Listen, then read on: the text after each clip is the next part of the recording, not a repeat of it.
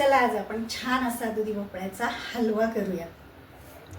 तर बघा मैत्रिणींनो, दुधी भोपळा जर म्हटलं तर बऱ्याच जणांचं नाक मुरडलं जातं, कारण दुधी भोपळ्याला अशी त्याची स्वतःची वेगळी काही चव नसते। त्यामुळे अजिबात बऱ्याच जणांना त्याची भाजी आवडत नाही किंवा दुधी भोपळ्याचे आपण काही पदार्थ केले तरीसुद्धा आवडत नाही।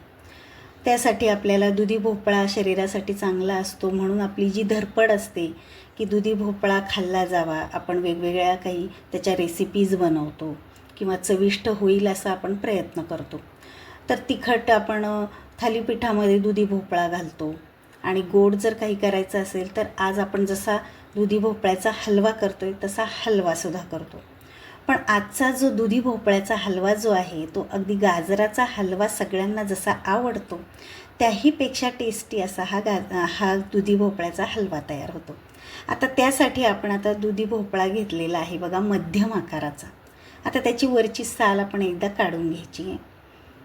तर आता वरची साल जी आहे ती कडक असते, खाताना जर मध्ये आली तर ती चांगली लागणार नाही, म्हणून वरची साल आपण काढून घ्यायची।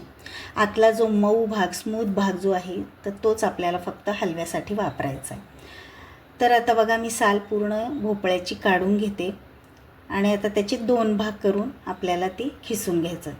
तर खोबरं खिसतो त्या खिसणीने आपण आता या भोपळ्याची खिस करून घ्यायचं।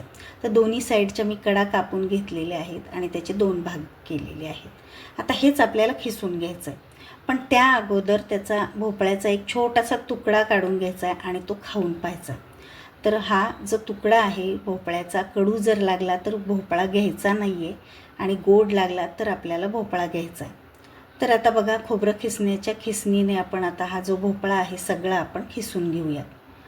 तर जास्त मोठाही आकाराचा खिस करायचा नाही किंवा जास्त बारीकही खिस करायचा नाही, मध्यम आकाराचा हा दुधी भोपळ्याचा खिस मी सगळा करून घेतलेला आहे।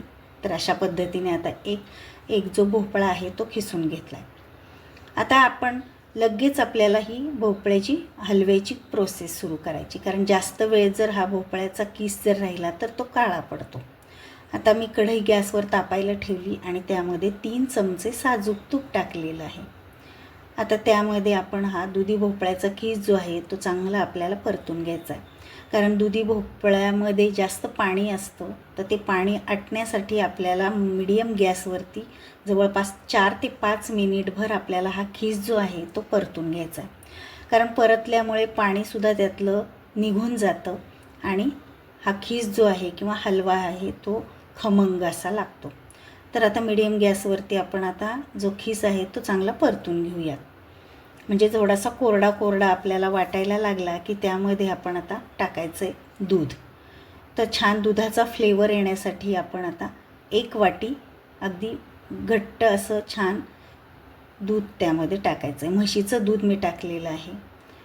तर आता ह्या दुधामध्ये आपल्याला आता पहिल्यांदा हा जो किस आहे तो शिजवून घ्यायचा, पूर्ण दूध आटेपर्यंत आता हा भोपळ्याचा खिस आपण शिजवून घेऊया।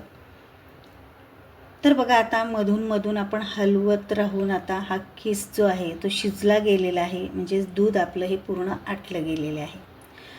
आता बघा, मी 1 वाटी दुधावरची साय घेतलेली आहे। तर तुमच्याकडे एकदम जर ही साय होत नसेल तर 2 दिवसाची सुद्धा साय तुम्ही फ्रीजमध्ये साठवून ठेवू शकता आणि यामध्ये वापरू शकता। तर आता दुधावरची साय वापरल्यामुळे त्याला अगदी छान खव्याचा फ्लेवर येतो आणि जर तुमच्याकडे खवा असेल तर तुम्ही खवासुद्धा त्यामध्ये 1 वाटीभर तुम्ही त्यामध्ये टाकू शकता। मग खवा किंवा दुधावरची साय तुम्ही कोणताही एक जिन्नस त्यामध्ये वापरू शकता। आता ही साय जी आहे ती त्यामध्ये मिक्स केली आणि छान असा रंग येण्यासाठी त्यामध्ये मी हिरवा रंग टाकला आहे, कारण दुधी भोपळ्याचा रंग जो आहे तो छान हिरवा असतो, पण आपण हे दुधामध्ये शिजवल्यामुळे याचा रंग पांढरा होतो। मग छान दिसण्यासाठी मी रंग त्यामध्ये टाकलेला आहे। तर तुम्हाला आवडत नसेल रंग तर नाही घातला तरीसुद्धा चालेल। आता बघा, दुधात आणि सायमध्ये हे जे खिस आहे मस्त आपला शिजवून घेतलेला आहे आपण, म्हणजे दूध आणि साय चांगलं आटलं गेलेलं आहे। आता आपण शेवट त्यामध्ये टाकणार आहोत साखर।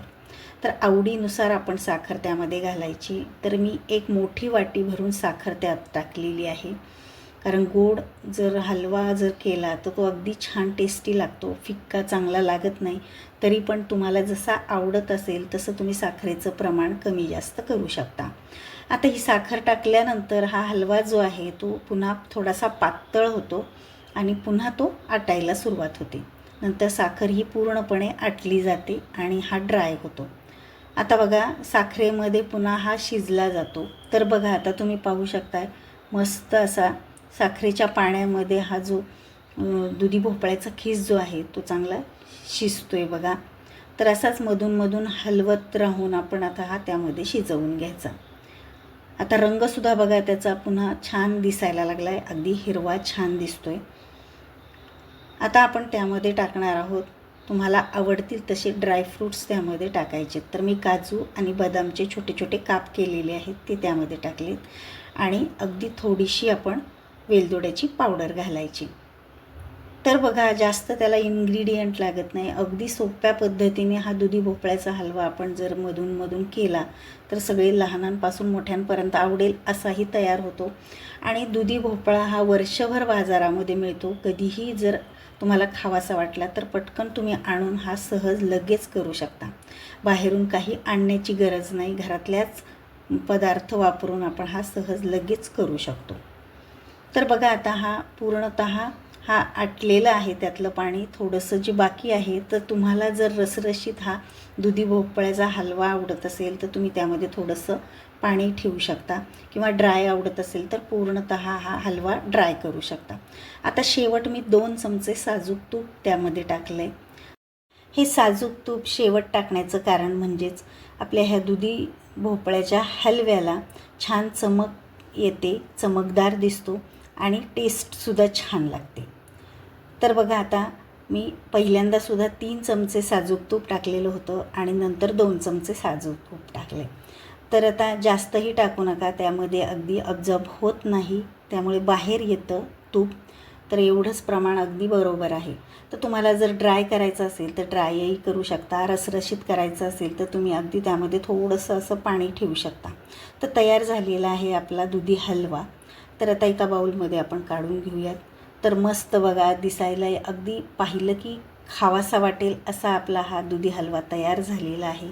त्यामध्ये ड्रायफ्रूट्स, दुधाचा फ्लेवर, फ्रेश क्रीम वापरल्यामुळे अगदी दाणेदार झालेला आहे आणि साजूक तूप, हे थोडेसेच इन्ग्रेडियंट वापरून हा दुधी हलवा आपला खाण्यासाठी अगदी रेडी झालेला आहे. हवं तर तुम्ही त्यामध्ये चिमूटभर मीठ घालू शकता, कारण गोडाच्या पदार्थामध्ये मीठ जर घातलं तर ती खूप चविष्ट होतं. कुणाकुणाला आवडत नाही तर नाही घातलं तरीसुद्धा चालेल. तर आता हा दुधी हलव्याचा व्हिडिओ तुम्हाला कसा वाटला? आवडला असेल तर आपल्या चॅनलला लाईक, शेअर आणि सबस्क्राईब करायला मात्र विसरू नका.